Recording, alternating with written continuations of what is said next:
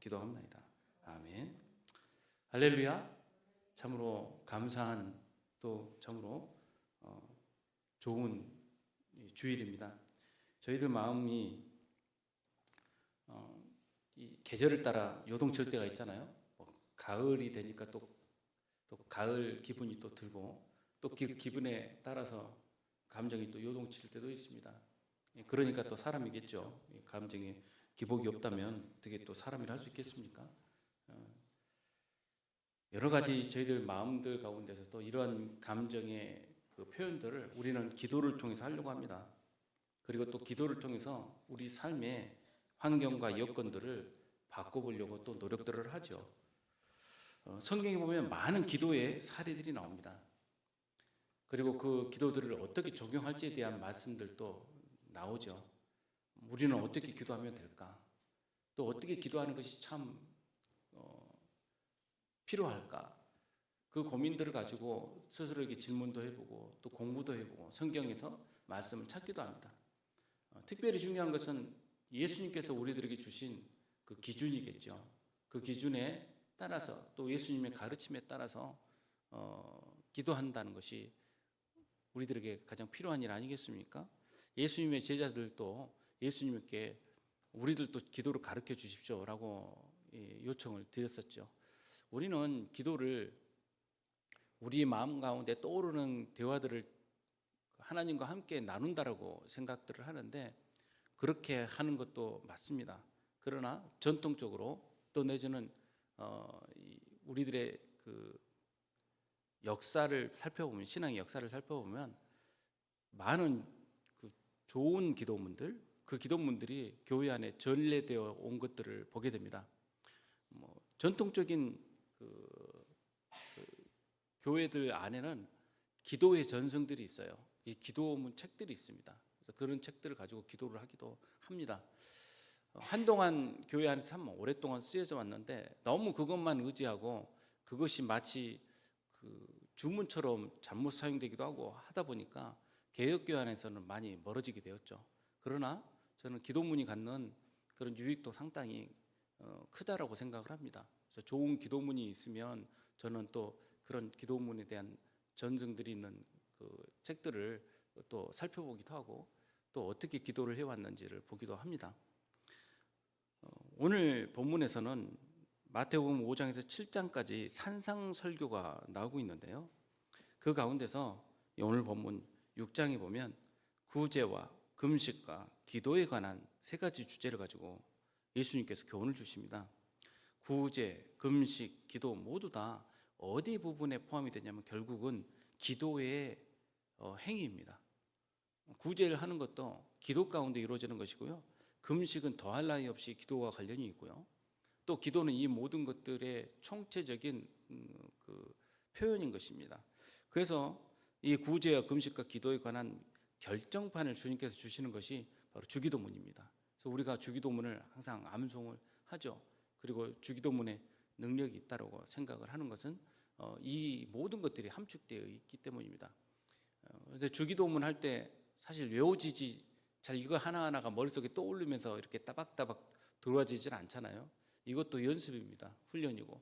그래서 주기도문을 할 때나 사도신경을 할 때 이 문구 하나하나를 가능하면 머리 가운데 떠올리고 또 마음 가운데 새김질하면서 할 수 있도록 훈련해야 이게 가능하지. 안 그러면 그냥 암송하듯이 쑥 하고 지나가 버리게 되죠. 오늘 본문에서 구제와 기도와 금식에 대하여 가르치셨는데 잘 살펴보시면 그 내용이나 형식이 참 유사한 것을 발견할 수 있습니다. 그러면 왜 예수님께서 이 세 가지 주제를 서로 연관시켜서 이 교훈을 주셨을까요? 오늘은 이 결정판인 주기도문 내용들을 빼고 구체적인 주기도문 내용들은 또 저희들이 다루게 될 거니까요. 또 아마 한 번이 아니라 자주 다루게 될 거니까요. 오늘은 그 어떻게 연관이 되어서 이 말씀들을 가르치셨고 이 말씀들의 전승이 초대교회 안에서 어떻게 적용이 되었을까 잠깐 저희가 이 말씀 가운데 서로 나눠볼 수 있도록 하겠습니다. 오늘 본문은요, 유대인들의 관습과 전통을 알면 더 잘 이해할 수 있는데요. 특별히 지난 수요일에 시작된 나팔절과 연관하여 이 본문을 살펴보면 더 잘 이해할 수 있습니다. 나팔절은 이미 지난주에도 저희가 말씀드린 것처럼 로시 하샤나라고 하는 새해 절기와 관련이 있습니다. 레위기 13장 24절에 이스라엘 자손에게 고하여 이렇게 말씀하시고 계시죠. 7월 곧 그달 1일로 안식일을 삼을지니 이는 나팔을 불어 기념할 날이요 성회라라고 말씀하고 있습니다. 유대인들은 누구나 이 나팔절, 즉 로시 하샤나 이 세 기간 동안에 경건 생활을 위해서 세 가지의 힘을 썼는데, 하나는 구제요, 하나는 금식이요, 하나는 기도입니다. 그리고 이제 열흘째 되던 날에 대속죄일이라 일컫는 욤 키프르가 오는데 모든 민족이 다 의무적으로 금식을 하고, 대제사장은 1년에 단 한 번 들어갈 수 있는 지성소에 들어가 이스라엘 백성이 죄를 사함받기 위하여 이곳에서 하나님께 제사를 올려드립니다. 유대인들은 이렇게 신년이 되면 가장 먼저 영적인 쇄신 기간을 갖습니다. 모든 지난날의 죄를 사함받은 후에 새 출발을 하도록 하는 것입니다. 이 기간 동안에 정말 열심히 또 얼마나 신실하게 구제를 베풀고 금식을 하고 기도를 하느냐에 따라서 결과물이 달라집니다. 즉, 책 세 권이 펼쳐진다고 말씀드렸죠. 하나는 의로운 자의 이름이 기록되어 있는 생명록책, 또 하나는 어느 정도 공덕이 더 필요하고 기도가 필요한, 또 회개가 필요한 사람들을 위한 중간자들을 위한 책들, 또 하나는 이건 도저히 개선의 여지가 전혀 없는 악인들을 위한 책, 이 세 권이 펼쳐지는데 대부분의 사람들은 중간을 가리킵니다. 내가 아무래도 중간에 있는 것 같다라고 생각을 하는 거죠. 그래서 이 중간에 있는 자들이 생명록책으로 옮겨지기 위해서 가장 필요한 기간이 바로 이 로시 하샤나의 기간인 것입니다. 이 기간에 얼마나 잘 구제하고 얼마나 잘 금식하고 얼마나 잘 기도하느냐에 따라서 생명록책으로 옮겨갈 수가 있는 것이죠. 유대인들은 신년 축제를 그들의 이름이 이 의로운 자의 명단, 그 생명책에 기록될 수 있는 기회로 여기고, 정말 이 기간에는 노력을 합니다.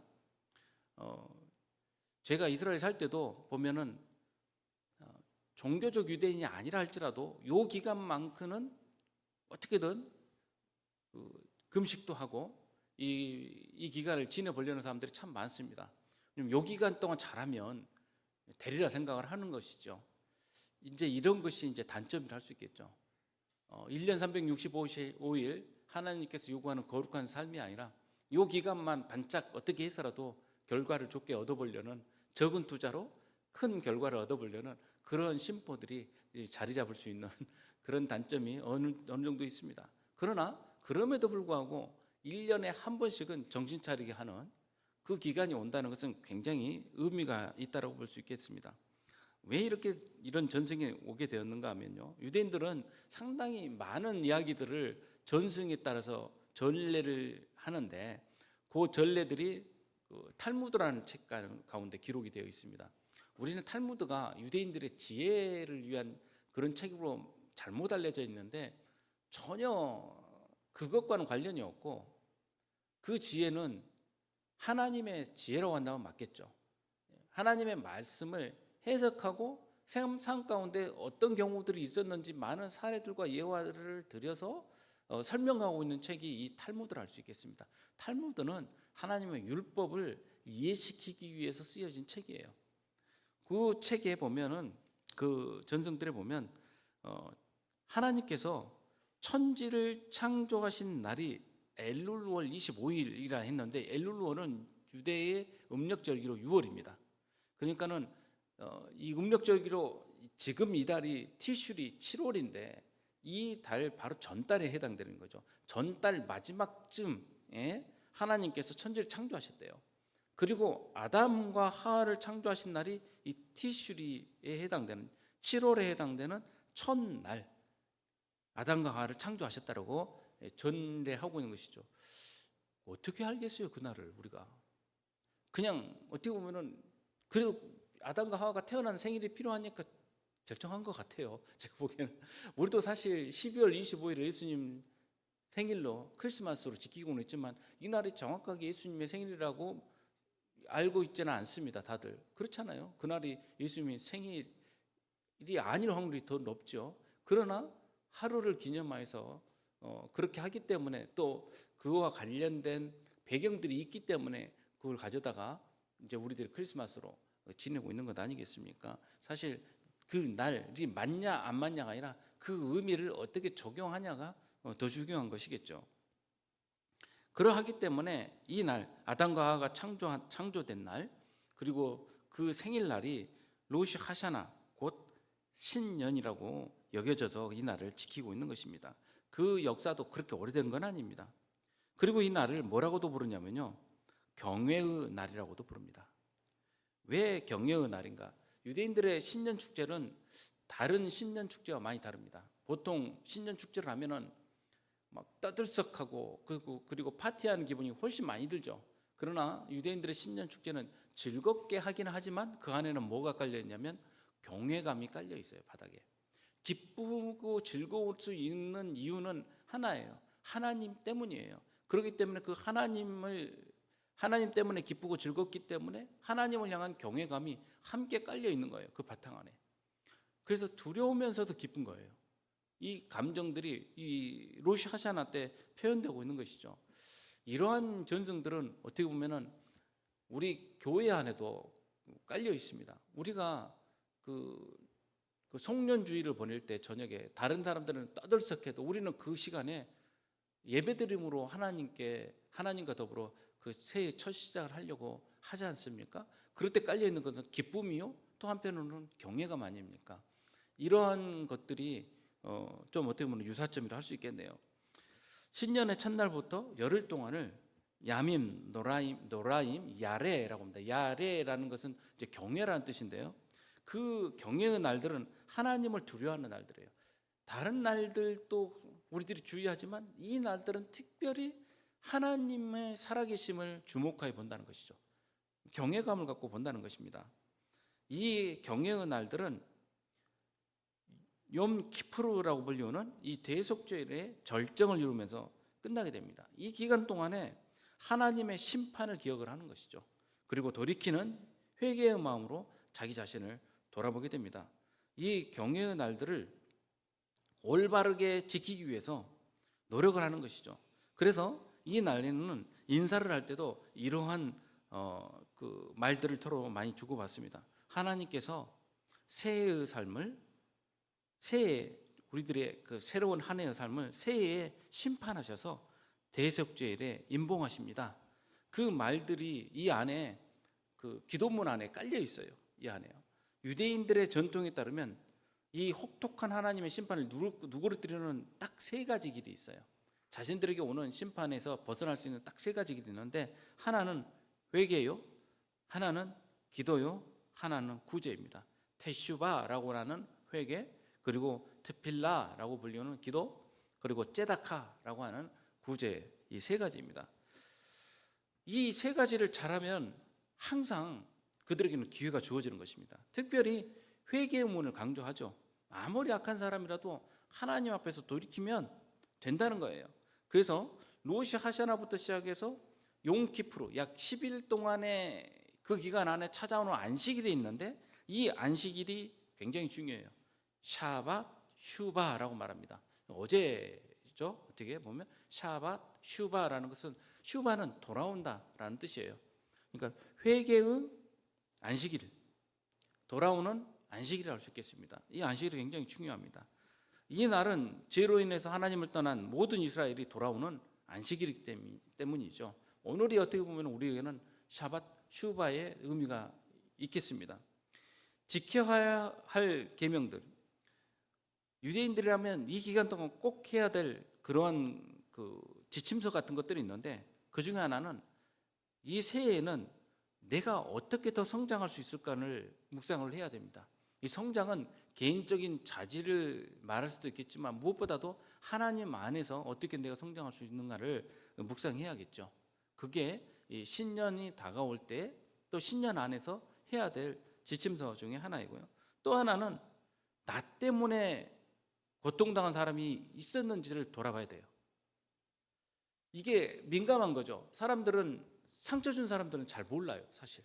상처 받은 사람은 오랫도록 간직을 하는데 민감하게 생각하지 못하면 그것 때문에 상처받았다고 난 몰랐는데 이런 경우들 굉장히 많거든요. 이 기간 동안 민감하게 이 부분을 생각해서 조금이라도 그런 여지가 있다고 한다면 그 사람을 찾아가야 돼요. 그래서 내가 당신에게 이런 상처를 주었던 걸로 내가 기억을 하는데 또 느껴지는데 나를 용서해 주실 수 있겠습니까? 라고 찾아가야 되는 겁니다. 용키푸르 날에는 하나님과 관련된 죄만 회개할 수 있어요. 그러니까 사람과 관계되는 모든 잘못은 용키푸르가 오기 전에 다 해결을 해야 됩니다. 그 전에 해결을 받지 못하면 용키푸르 때 하나님 앞에서 회개할 수가 없어요. 하나님께서 받아주지 않으시기 때문이에요. 그래서 그 전에 이 열흘 기간 동안에 부지런히 찾아다니면서 서로에게 회개하고 또 화해의 시도들을 하게 됩니다. 그리고 또 중요한 지침서는 아무리 억한 심정이 있는 사람이라도 찾아와서 잘못했다고 한다면 받아줘야 되는 거예요. 이 세 가지 지침서들이 있기 때문에 회개의 날 그리고 용키푸르까지 이르는 돌아오는 이 절기가 의미가 있는 것입니다. 서로 내놓을 수 있고 받아줄 수 있는 것이기 때문이에요. 그리고 이제 대속죄일에는 하루 종일 금식을 하는데 재밌는 게 24시간 금식이 아니라 25시간 금식을 합니다.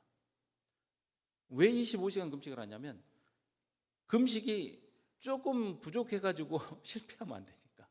유대인들이 그런 점들이 있어요. 보면은요, 엉뚱한 점들이 있습니다. 우리들이 보기에는 저게 대단한 거라고 한데 유대인들이 그런 것들을 보면 굉장히 또 의미가 있어요. 25시간, 그래서 30분 더 빨리 금식하고 30분 좀 늦게 금식을 끝냅니다. 그래서 시간을 맞추려고 해요.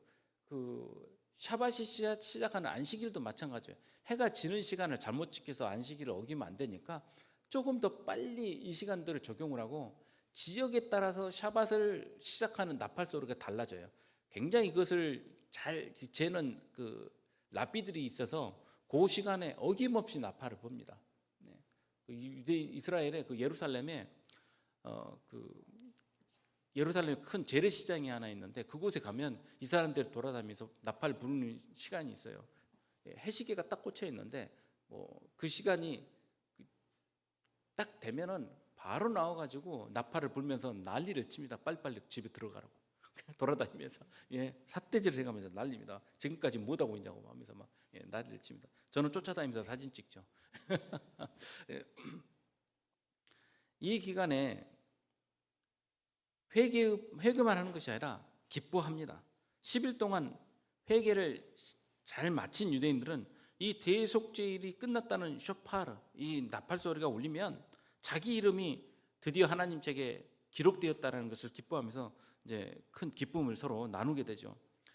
성전이 파괴되고 흩어져 포로기를 거친 이후에 이스라엘 백성들은 율법을 생활 속에서 구현하려는 그런 노력들을 이런 의식 가운데 담아두었고 이 의식 중에 대표적인 것이 기도, 금식, 자선이라고 할 수 있겠습니다.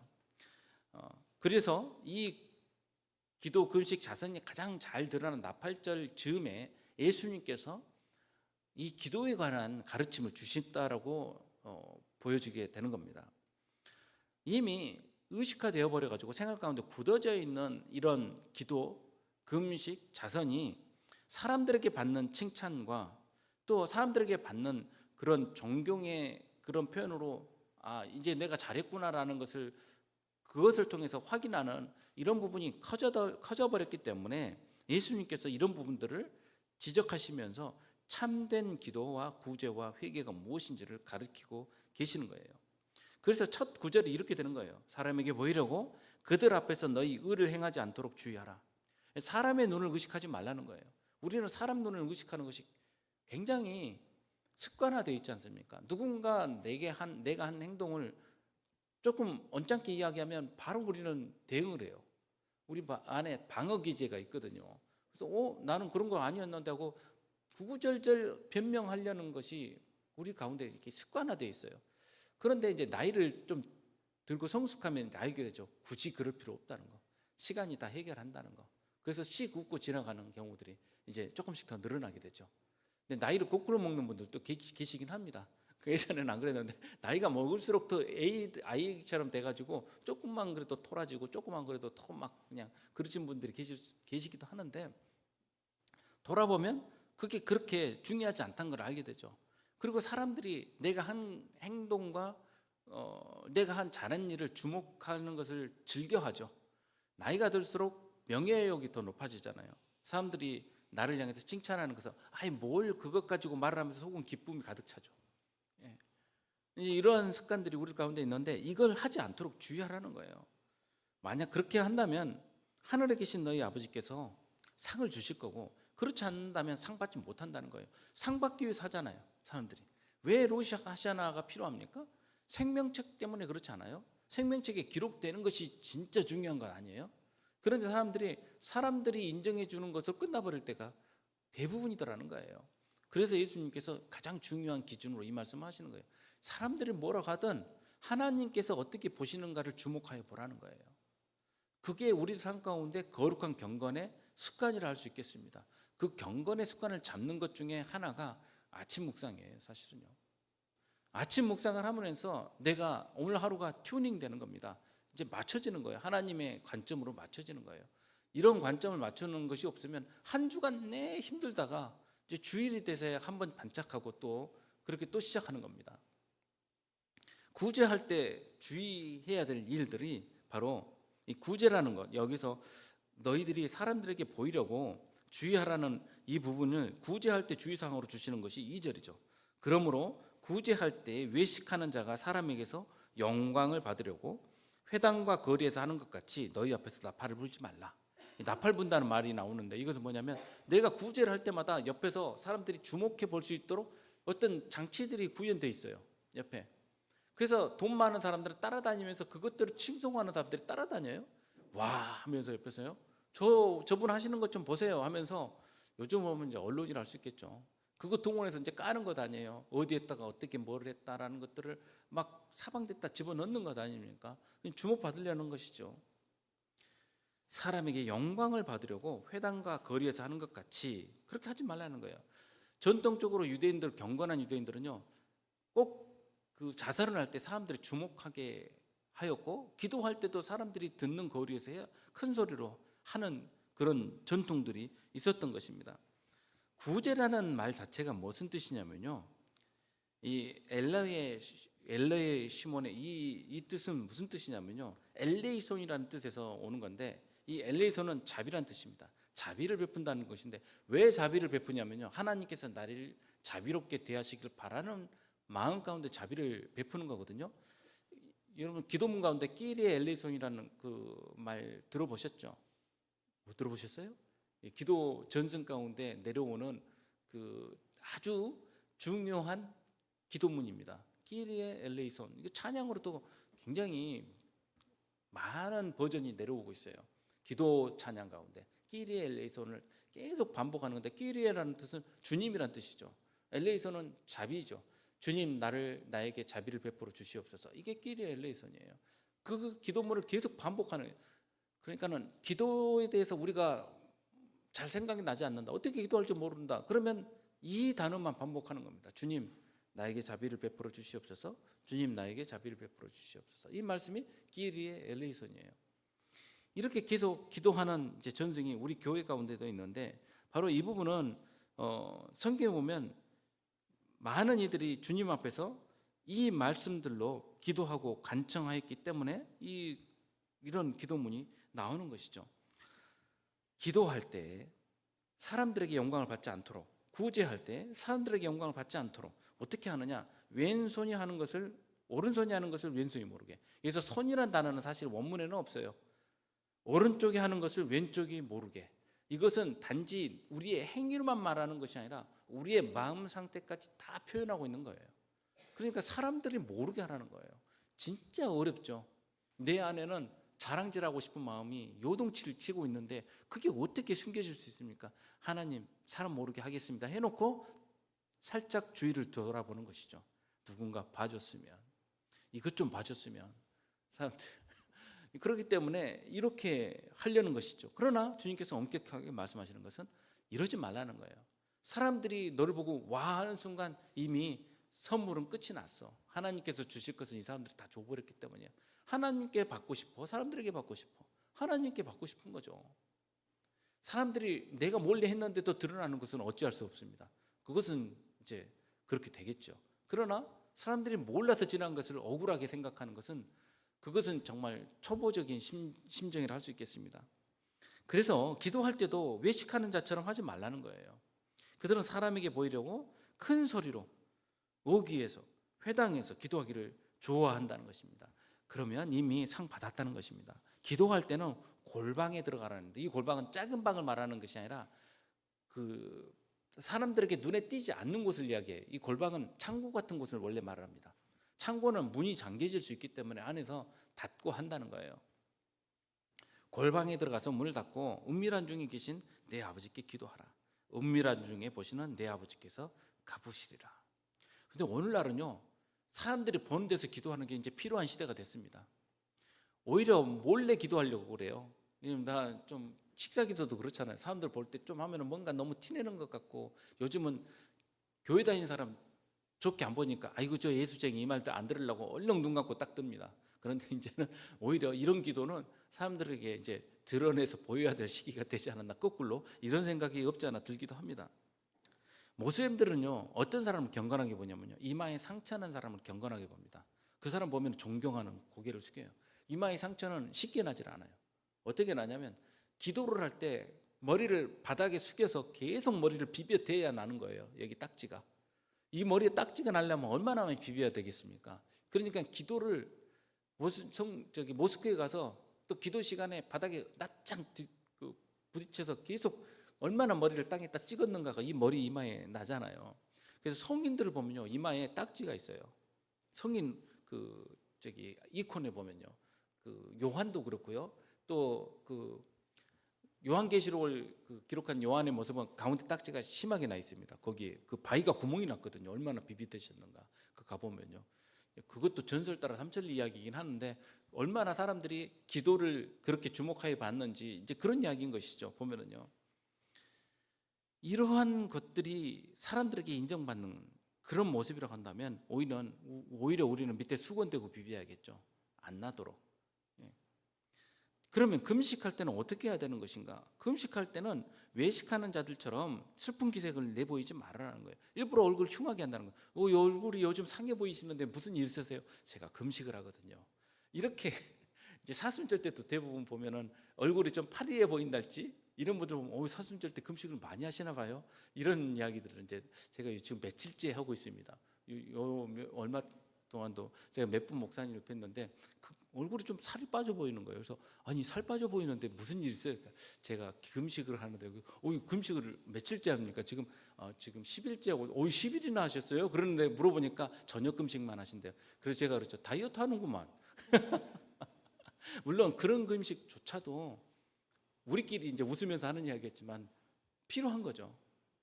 기도하면서 하는 금식은 필요한 거죠. 그 다이어트도 되고 얼마나 좋아요. 하면요. 금식할 때 오히려 머리에 기름 바르고 얼굴을 씻으래요. 제가 하나님께서 주신 은사 중에 하나가 뭐냐면요, 얼굴이 팽팽해져요, 힘들 때. 그래서 사람들이 그 얼굴이 부어가지고 그나마 있는 주름살까지 팽팽해져서 이렇게 빛이 나는데, 내가 왜 이런 말을 하는지 모르겠네. 왜냐면 요즘 얼굴 좋습니다 말을 들 때가 힘들 때거든요. 대부분요 보면요. 그래서 제가 웃을 때도 있고, 제 하나님도 웃어요. 지금도 웃지만.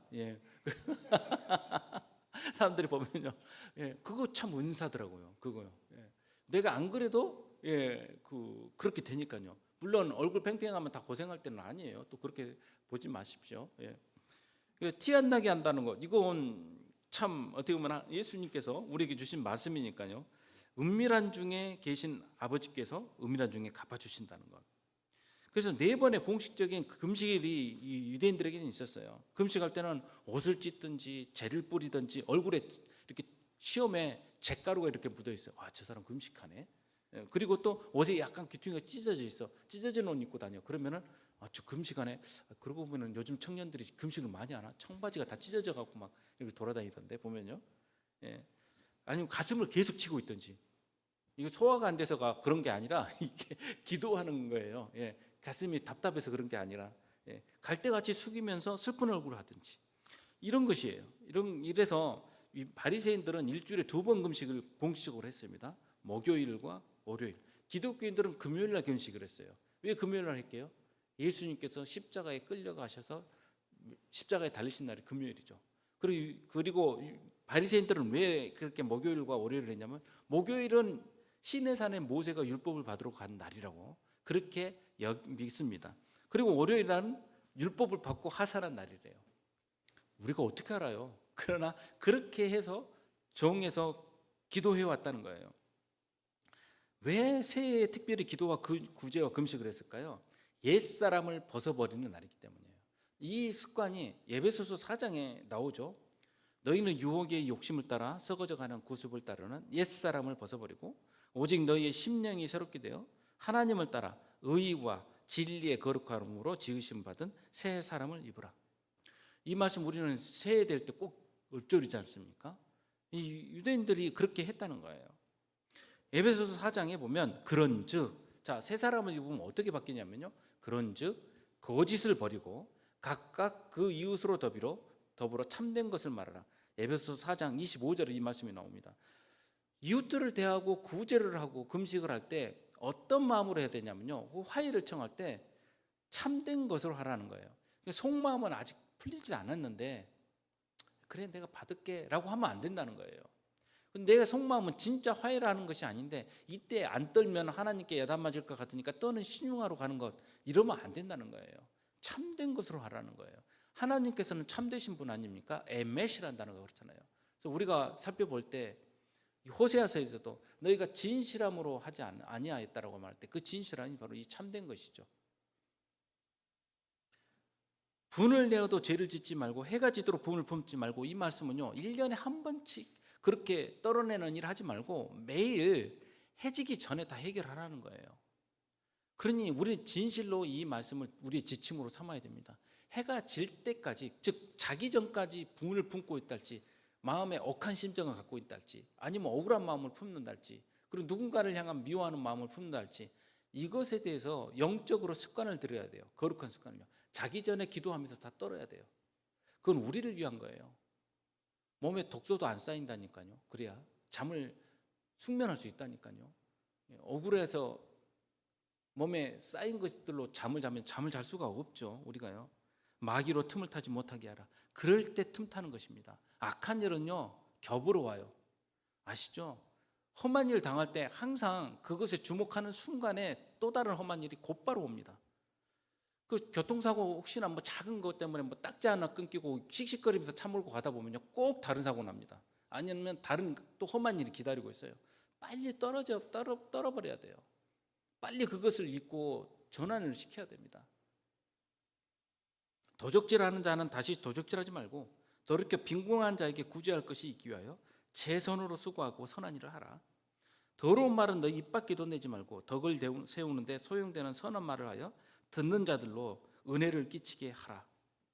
그러니 이 말씀은요 옛사람을 벗어버리고 심령이 새롭게 되고 새 사람을 입으라는 말씀과 더불어 해석될 수 있겠죠. 새 사람의 특징은요 참된 것에 있습니다. 왜 참될 수밖에 없습니까? 살아계신 하나님 때문에 그래요. 우리의 거짓은 사람에게는 통할 수 있지만 하나님께는 통할 수 없는 거예요. 그게 우리 신앙의 지침서예요. 우리가 예배의 공동체를 세우고 우리가 서로 지체됨을 인정하면서 서로가 서로에게 이 마음을 품을 수 있는 이유는 하나예요. 하나님을 믿기 때문이에요. 그러니 교회는 참된 것을 가진 사람들의 모임인 것입니다. 그런데 안타깝게도 교회 안에서 사기당하는 사람들이 있어요. 안타깝게도 그런 일 때문에 어려움을 겪는 교회들이 참 많습니다. 왜 그렇습니까? 거짓된 사람들이 있는 것도 문제지만 거짓된 마음으로 신앙생활하는 사람들 또한 문제이기 때문이에요. 왜 욕심으로 그런 일들을 함께 도모합니까? 교회는 그런 곳이 아니에요. 하나님의 영광을 다 가려버리는 일들이 벌어지게 되는 것입니다. 데살로니가전서 4장 11절에 이렇게 말씀하고 있지 않습니까? 그리고 또 29절에도 이런 말씀을 합니다. 무릇 더러운 말은 너희 입 밖에도 내지 말고 덕을 세우는데 소용되는 선한 말을 하여서 듣는 자들에게 은혜를 끼치라. 이 말씀을 기억해야 됩니다. 더럽다는 것은 무가치하다는 뜻입니다. 욕만 말하는 게 아니에요. 무가치한 말들로 믿음의 공동체 안에서 서로 간의 시간을 채우지 말라는 거예요. 그럼 어떤 것이 가치 있는 이야기입니까? 서로에게 은혜를 줄 수 있는 말이에요. 뭐 간증만 하라는 이야기가 아니라 서로에게 덕이 되는 이야기들을 주고받으라는 거예요. 어디에서 듣는 안 좋은 이야기들을 가지고 와서 전파하는 자리로 또 만들지 말라는 거예요. 다른 교회 어디에서는 어떻더라, 다른 사람들이 이렇더라는 이야기가 아니라 그곳에서 일어난 선하고 좋은 일들을 가지고 덕을 쌓으라는 것입니다. 덕을 쌓다는 것, 덕을 세운다는 뜻은 교회를 세운다는 뜻하고 똑같은 뜻입니다. 오이코도메오라는 뜻은 건축하다라는 뜻이거든요. 뭘 세워 올린다는 뜻이거든요. 우리가 지체가 돼서 교회를 세우지 않습니까? 그 공동체가 세워져 올라가는 거예요. 중요한 것은요, 30절 말씀이에요. 하나님의 성령을 근심하게 하지 말라는 거예요. 그 안에서 너희가 구속의 날까지 인치심을 받았느니라. 유대인들은 한 해에 한 번씩 그 인치심을 받기 위해서 이 노력을 하지만 우리는 이미 택함을 받아서 생명책 안에서 인치심을 받았어요. 그래서 인치심을 받은 사람처럼, 택함 받은 자처럼 행하라는 것입니다. 이제 오늘 주제로 돌아가서 말씀을 맺고자 합니다. 유대인들이 기도와 구제, 회개의 금식을 행하는 이유가 무엇입니까? 사람에게 칭찬받고 인정받는 것에 있지 않냐죠. 사실은 무엇입니까? 하나님 나라 상급 때문에 그렇지 않습니까? 그래서 예수님께서 우리에게 이걸 놓치지 않도록 잊지 말라고 계속 강조하여 말씀해 주시는 것입니다. 은밀한 중에 보시는 내 아버지께서 갚으신다는 거예요. 사람들 모르게 보시는 아버지께서 갚으신다는 것입니다. 그래서 킹 제임스 버전에서는 은밀하게 행하시는 내게 은밀하게 보시는 아버지께서 이 부분을 이렇게 번역을 하더라고요. 오직 너는 기도할 때에 내 골방으로 들어가 내 문을 닫고 은밀한 가운데 계시는 내 아버지께 기도하라. 그리하면 은밀한 가운데 보시는 내 아버지께서 내게 드러나게 갚아주시리라. 어떻게 갚아주시냐면요, 이 생명책이 읽어질 때 마지막 심판 때에서는 천사들이 부르는 나팔 소리와 함께 주님께서 온 열방 가운데 우리의 이름이 드러나도록 갚아주실 거예요. 살아계신 하나님을 믿으십시오. 그래야 이 일이 가능한 것 아니겠습니까? 성도 여러분, 이제 남은 한 해가 4분의 3이 지나고 4분의 1이 남아 있습니다. 하나님 앞에서 어떤 삶을 살기를 바라십니까? 살아계신 하나님을 주목하여 보시고 살아계신 하나님을 믿으시기 바랍니다. 은밀한 중에 보시고 잊지 않고 갚으시는 하나님 아버지께서 그대로 갚아주실 것입니다. 다 함께 기도하겠습니다.